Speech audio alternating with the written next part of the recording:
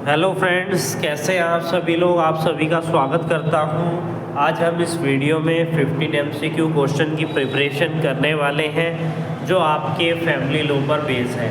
Family law के अंदर हमारे different type of act include होते हैं, जिसमें हमारा एक एक्ट है स्पेशल मैरिज एक्ट। उसी पर आज के क्वेश्चन बेस होने वाले हैं। अगर आप भी किसी कॉम्पिटिटिव एग्ज़ाम की तैयारी कर रहे हैं तो ये क्वेश्चन आपके लिए हेल्प करेंगे अपने एग्ज़ाम को क्लियर करने में। यानी कि हम डेली आपके लिए कुछ ना कुछ इम्पोर्टेंट एमसीक्यू क्वेश्चंस लेकर आते हैं, और एमसीक्यू बेस्ड क्वेश्चन जो है आपके प्रिलिमिनरी एग्ज़ाम और इंटरव्यू के लिए काफ़ी इम्पोर्टेंट है, क्योंकि जो क्वेश्चन आपसे पूछा जाता है उसका आप जवाब देते हैं। एमसीक्यू बेस्ड क्वेश्चन पूछे जाते हैं आपके प्रिलिमिनरी एग्ज़ाम में।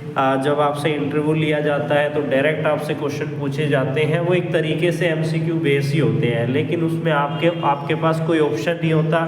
डायरेक्ट क्वेश्चन पूछा जाता है, आपको उसका जवाब देना होता है। तो अगर आप भी तैयारी कर रहे हैं किसी भी कॉम्पिटिटिव एग्ज़ाम की जिसमें लीगली टॉपिक पर पूछा जाना है, तो आप हमारे साथ जुड़कर अपनी तैयारी कर सकते हैं।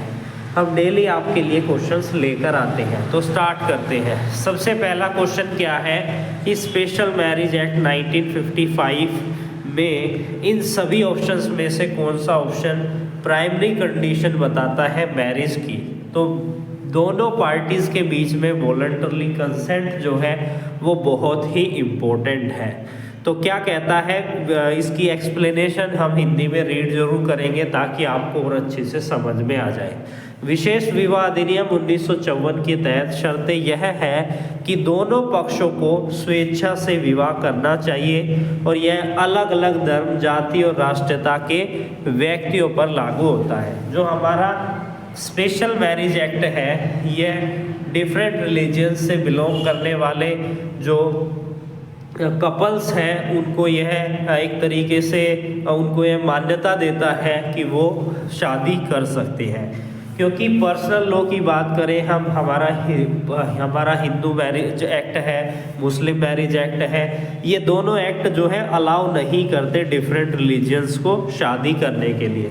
लेकिन उनको मान्यता कहाँ पर मिलती है, उनको मान्यता मिलती है स्पेशल मैरिज एक्ट के अंदर। बात करते हैं अगले क्वेश्चन के बारे में कि विच सेक्शन ऑफ एसएमए यानी special marriage act 1954 deal with the solemnization of marriage.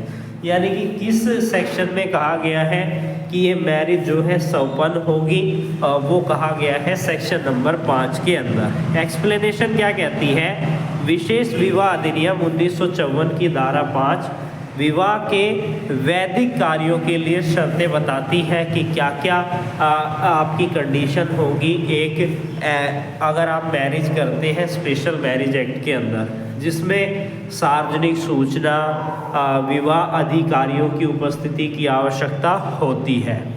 बात करते हैं अगले क्वेश्चन के बारे में, what is a minimum age for a marriage under the special marriage act for a male. 21 years of age जो है मेल के लिए इम्पोर्टेंट है। बात करते हैं अगले क्वेश्चन के बारे में, which of the following is not a requirement for the marriage to be a valid under the special marriage act 1954। तो फर्स्ट ऑप्शन क्या कहता है, both party should be marriageable age. Second option है the marriage should be conduct by a marriage officer. Third point है the party should belong to the same religion. Fourth option है there should be no prohibition relationship. यानी कि यहाँ पर question पूछा गया है कि कौन सी रिक्वायरमेंट नहीं है। तो यहाँ पर क्योंकि हमने पहले ही बताया था स्पेशल मैरिज एक्ट दो अलग अलग धर्मों के बीच के लोगों के बीच में शादी को संपन्न कराता है, इसलिए यहाँ पर थर्ड ऑप्शन जो है वो यह है the party should belong to the same religion is not a requirement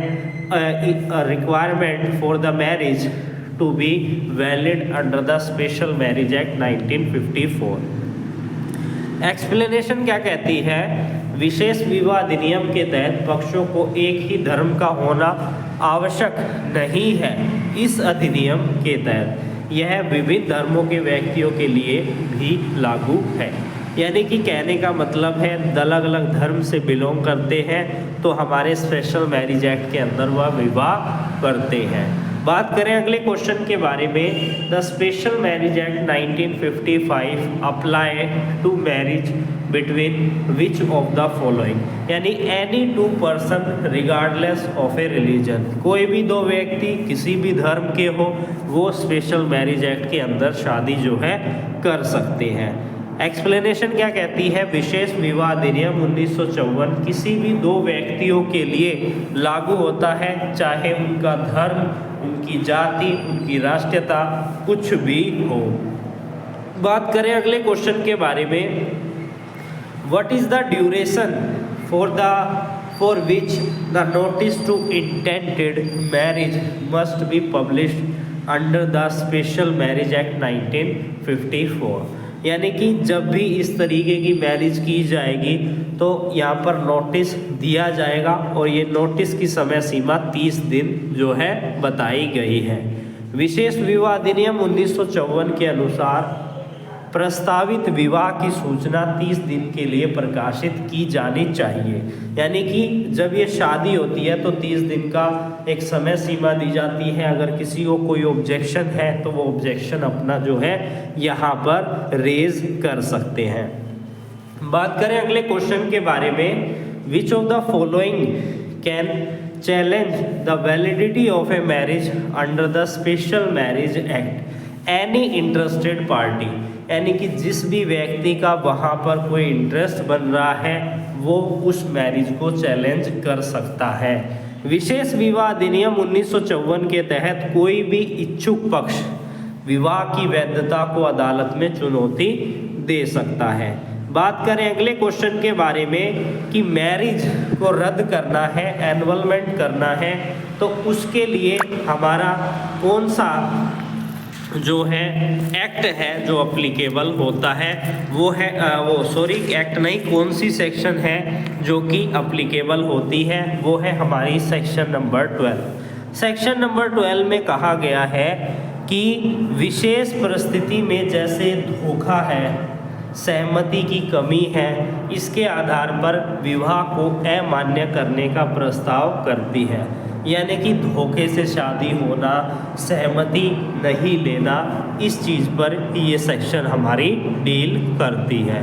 बात करें अगले क्वेश्चन के बारे में, who can solemnise a marriage under the special marriage act 1954, अब कौन सौपन कराता है, तो जो मैरिज ऑफिसर है, जो मैरिज करवाने वाला व्यक्ति है वही होगा, तो मैरिज ऑफिसर ही सोलमनाइज कराता है मैरिज को स्पेशल मैरिज एक्ट के अंदर।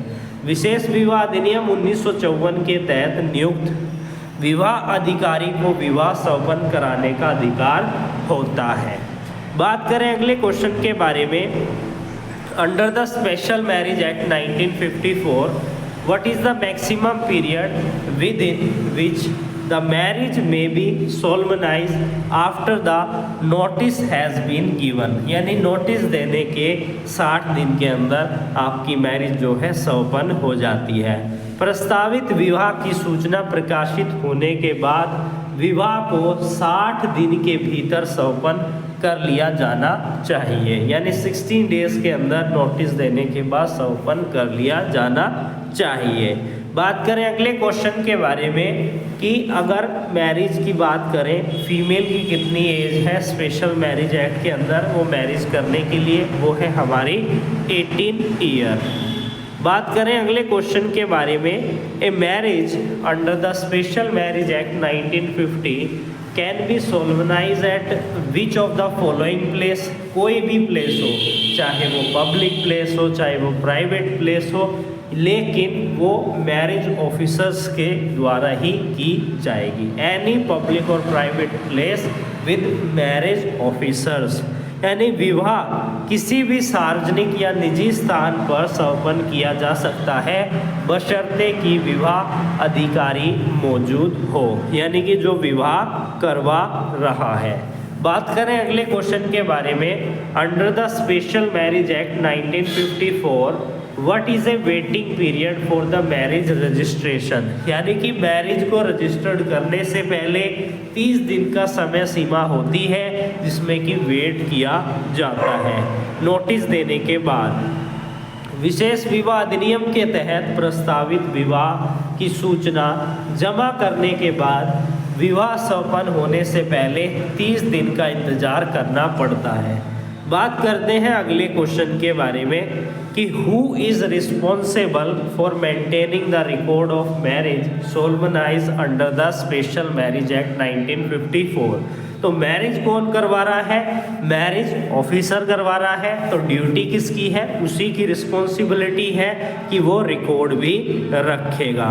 बात करें अगले क्वेश्चन के बारे में, what is the penalty for the solemnization a marriage in violation of a provision of a special marriage act 1954।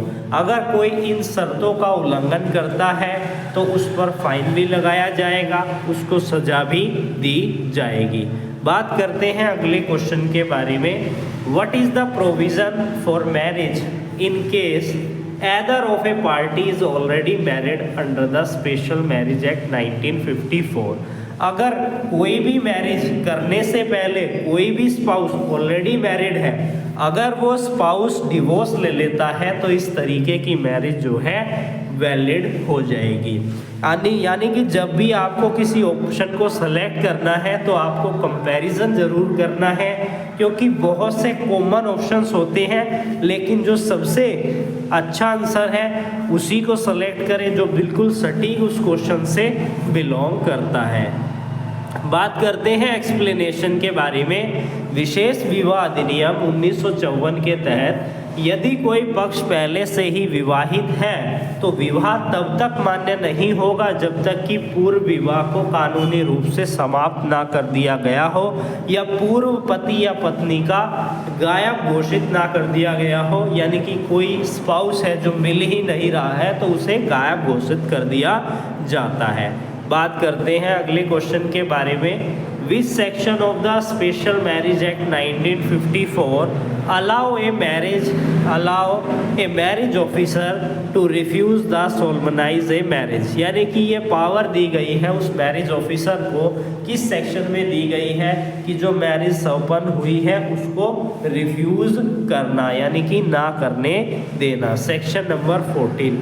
विशेष विवाह अधिनियम 1954 की धारा 14 विवाह अधिकारी को विवाह संपन्न करने से इनकार करने का अधिकार देती है यदि अधिनियम में निर्धारित शर्तें पूरी ना हो। यानी कि जो रिलीवेंट कंडीशन है इस मैरिज के लिए वो पूरी नहीं की जा रही स्पाउस के द्वारा, तो ऐसे में ये अधिकार है उस ऑफिसर के पास कि इस तरीके की मैरिज को वो संपन्न ना करे।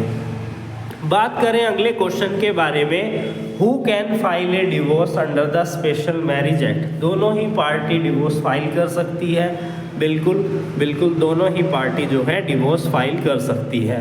विशेष विवाह अधिनियम 1954 के तहत किसी भी पक्ष को तलाक के लिए अर्जी देने का अधिकार है यदि अन्य शर्तें जैसे कि क्रूरता की गई है, त्याग दिया गया है, आपसी सहमति मौजूद है या आपसी उसको फोर्स करके जो है शादी की गई है, तो ऐसे में कोई भी जो स्पाउस है मैरिज का वो जो है डिवोर्स पिटीशन फाइल कर सकता है। बात करें अगले क्वेश्चन के बारे में, in which of the following circumstances can a marriage be annulled under the special marriage act. बिल्कुल, if one of the party is a minor. Second option है if the marriage is solemnize with the consent of one of the party, if the marriage officer did not conduct the ceremony। यानी ये तीनों ही option है जहां पर marriage जो है special marriage act के अंदर रद्द की जा सकती है।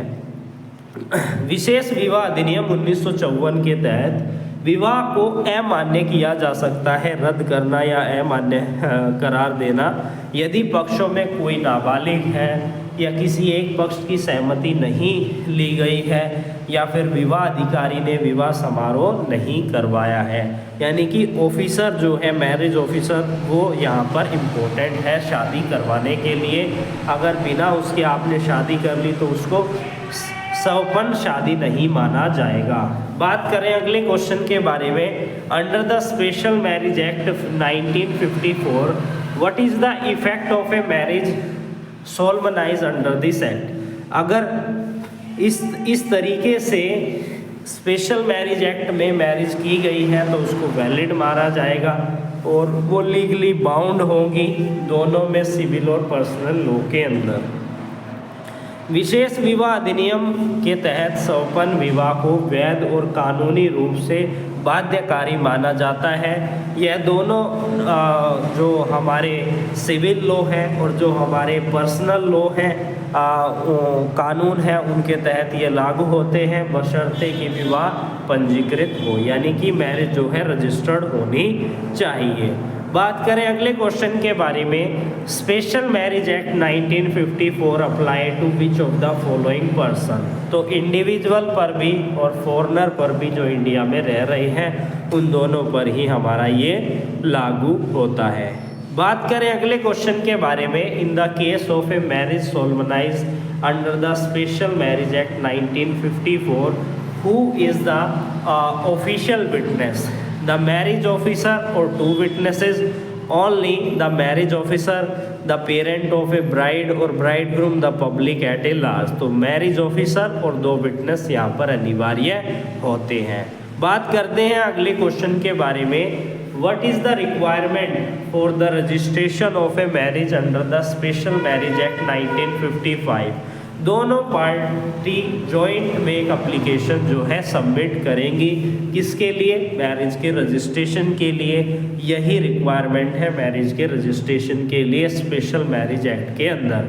विशेष विवाह अधिनियम के तहत विवाह पंजीकरण यानी रजिस्ट्रेशन के लिए दोनों पक्षों को विवाह अधिकारी के पास एक संयुक्त आवेदन जमा करना होता है।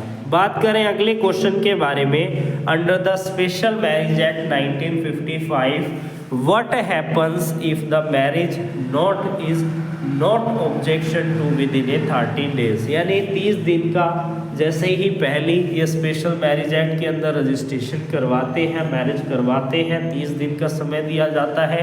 30 दिन में किसी का कोई ऑब्जेक्शन नहीं है तो मैरिज जो है वो वैलिड हो जाएगी।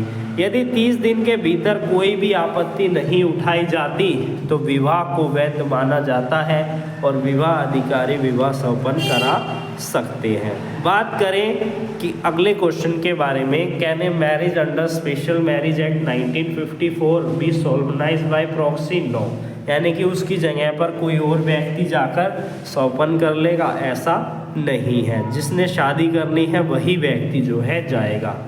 What is the consequences if the marriage officer refuse to solemnize a marriage under the special marriage act। अगर कोई ऑफिसर कहता है मैं ये शादी नहीं करवाऊंगा तो उसको ये रिटर्न में लिखना होगा, एक्सप्लेन करना होगा कि क्यों उसने मना कर दिया। The officer must give a return explanation for the refusal.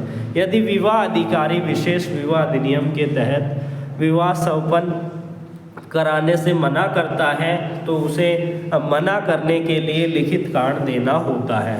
बात करें अगले क्वेश्चन के बारे में, what is the role of a marriage officer under the special marriage act 1955। तो इसमें क्या होगा, उसका रोल है कि वो शादी को करवाए या शादी को सौपन कराना ही उसका रोल है, टू सोलमनाइज द मैरिज। ये सोलमनाइज टर्म का मतलब होता है शादी को सौपन कराना। विवाह अधिकारी का मुख्य कार्य विशेष विवाह अधिनियम के तहत विवाह सौपन कराना है और यह सुनिश्चित करना है कि सभी कानूनी शर्तें पूरी हो जो इसके लिए ज़रूरी है। बात करते हैं अगले क्वेश्चन के बारे में, under special marriage act 1954 what is the maximum age difference allow between the bride and bridegroom. Maximum कोई एज लिमिट नहीं है लेकिन मिनिमम है। मेल के लिए है 21 ईयर और फीमेल के लिए है 18 ईयर। विशेष विवाह अधिनियम 1954 में पक्षों के बीच में अधिकतम आयु अंतर निर्धारित नहीं किया गया है, बशर्ते कि न्यूनतम आयु की शर्तें पूरी की जानी चाहिए। बात करें अगले क्वेश्चन के बारे में, under the special marriage act 1954 which of the following can be a valid reason for annulment of a marriage, यानी मैरिज को रद्द करने का विशेष कारण क्या है इन सभी में से। पहला है one party was suffer from A venereal disease eight the time of a marriage, यानी ऐसी गंभीर बीमारी से ग्रस्त है जो कि जिससे वो सफ़र कर रहा है, वो गंभीर तरह की बीमारी है। सेकेंड ऑप्शन है the marriage was perform without the consent of both party, बिना दोनों की सहमति के उनके शादी करवा दी, या फिर फोर्स कर कर उनकी शादी करवानी, कोवर्जन में या दुरेश में उनकी शादी करवाना। तो ये सभी ही कारण हैं जो कि मैरिज को क्या कर सकते हैं, रद्द कर सकते हैं। विशेष विवाह अधिनियम के तहत विवाह को अमान्य किया जा सकता है यदि किसी पार्टी को विवाह के समय जघन्य रोग है, या फिर विवाह दोनों पक्षों की सहमति के बिना हुआ हो, या फिर दबाव या धमकी के तहत हुआ हो, तो ऐसे में उसे रद्द किया जाएगा।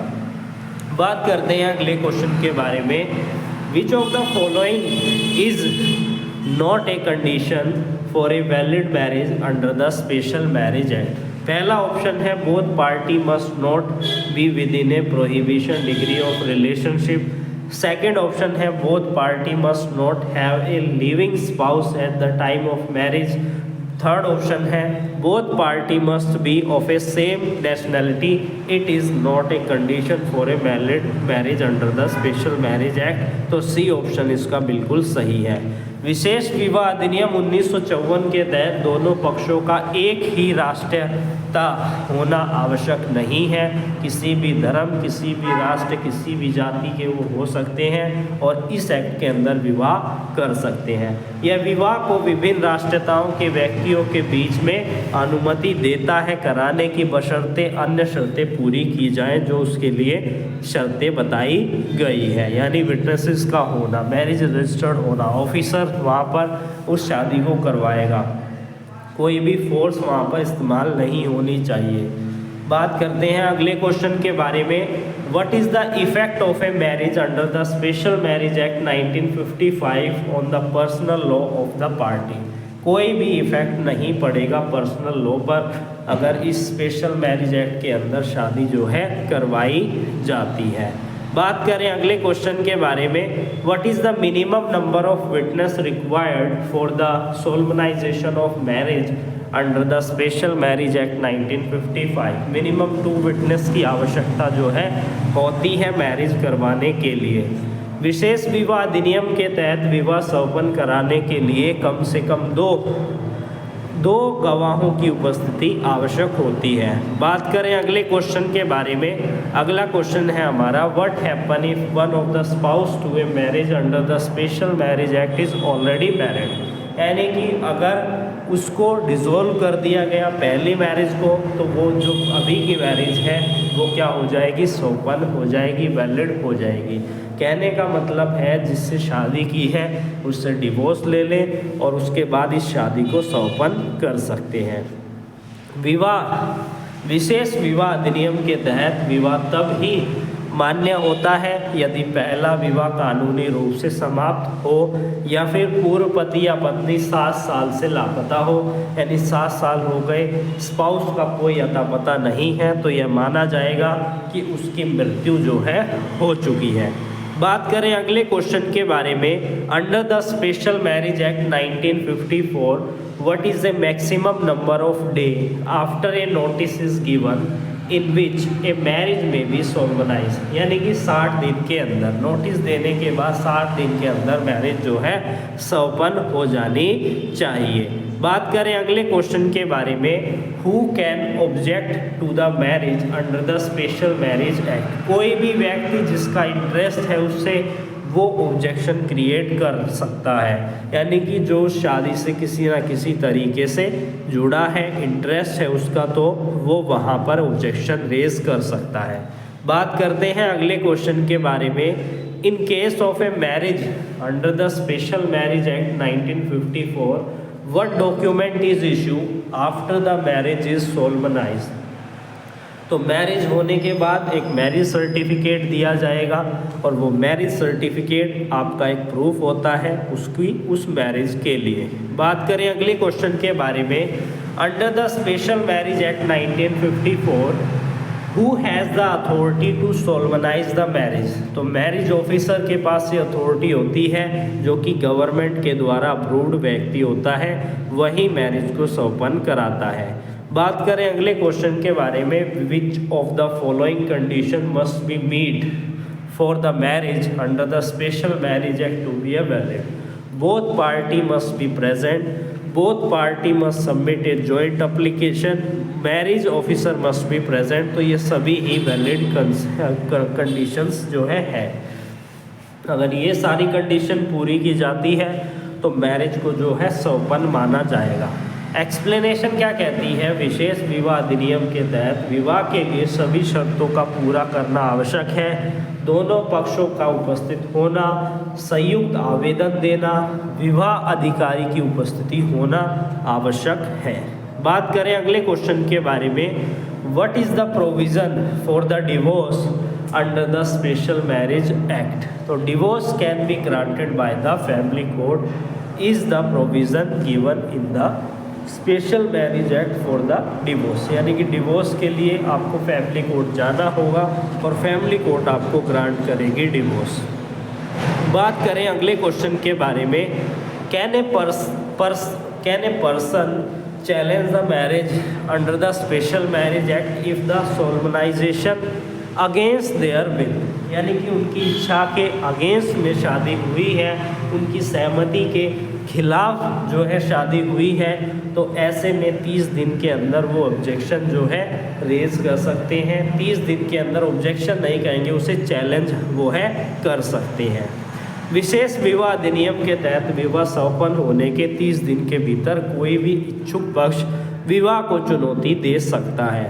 बात करें अगले क्वेश्चन के बारे में, what is the minimum age of a marriage under the special marriage act 1954 for male. Male के लिए है 21, फीमेल के लिए है 18 ईयर। इसमें जो है गलत आंसर जो है दिया हुआ है। बात करें अगले क्वेश्चन के बारे में, under the special marriage act 1954 how long much a marriage notice be displace before the marriage can be taken place. 30 दिन का नोटिस जो है अनिवार्य होता है, जो कि हमने अभी पढ़ा था। बात करें अगले क्वेश्चन के बारे में, what is the provision for a marriage to be solemnize under the special marriage act if one of the party is a foreigner. The foreigner must provide the proof of legal capacity to marriage in their country। यानी कि उसको उस चीज़ का सबूत देना होगा कि वो सक्षम है शादी करने के लिए। बात करते हैं अगले क्वेश्चन के बारे में, under the special marriage act 1954 which of the following is a valid ground of A divorce. Adultery, desertion more than 2 year, cruelty, सभी ही ग्राउंड जो है बन जाते हैं। बात करें अगले क्वेश्चन के बारे में, what is the period during which A marriage notice remain valid. कितने समय तक वैलिड रहता है जो नोटिस दिया जाता है? 30 दिन तक। 30 दिन के बाद अगर कोई ऑब्जेक्शन नहीं आया तो मैरिज को वैलिड मैरिज माना जाएगा। बात करें अगले क्वेश्चन के बारे में, under the special marriage act 1954 who has the authority to challenge the marriage after the notice provide. तो any person who object to the marriage officer only, the parent of the bride और witness of the marriage. तो any person who object to the marriage is raise the objection before the authority and challenge the marriage before the authority. बात करें अगले question के बारे में, what is the role of a marriage officer during the solemnization of marriage under the special marriage act. कि वो ensure करें कि दोनों पार्टी जो लीगल रिक्वायरमेंट है मैरिज की उसको पूरा कर रहे हैं या नहीं कर रहे हैं। बात करें अगले क्वेश्चन के बारे में, can a marriage under the special marriage act 1954 be solemnized if one of the party is unable to give consent due to unsoundness. No, it is prohibited, उसे रोका जाएगा। बात करें अगले क्वेश्चन के बारे में, can a marriage under the special marriage act 1954 be solemnize without the presence of both party? No. जिनकी शादी होनी है उन पार्टीज का होना तो अनिवार्य है। बात करें आज इस वीडियो के लास्ट क्वेश्चन के बारे में, क्या कह रहा है, under the special marriage act 1954 what happen if the marriage is solemnized by the marriage officer without fulfil their legal requirement? अगर उसकी लीगल रिक्वायरमेंट पूरी नहीं हो रही फिर भी ऑफिसर शादी करवा रहे हैं तो ऐसी मैरिज को इनवैलिड मैरिज जो है क्या किया जाएगा, माना जाएगा। यदि विवाह अधिकारी विशेष विवाह अधिनियम के तहत कानूनी शर्तें पूरी किए बिना विवाह संपन्न करता है तो ऐसा विवाह अमान्य माना जाएगा, उसको वैलिड नहीं माना जाएगा। तो आई होप आप सभी स्टूडेंट्स और गाइस जो इस वीडियो को देख रहे हैं आप इस वीडियो से इन्फॉर्मेशन ले पाए। फिर मिलेंगे एक नई वीडियो और नई क्वेश्चंस के साथ नए टॉपिक पर।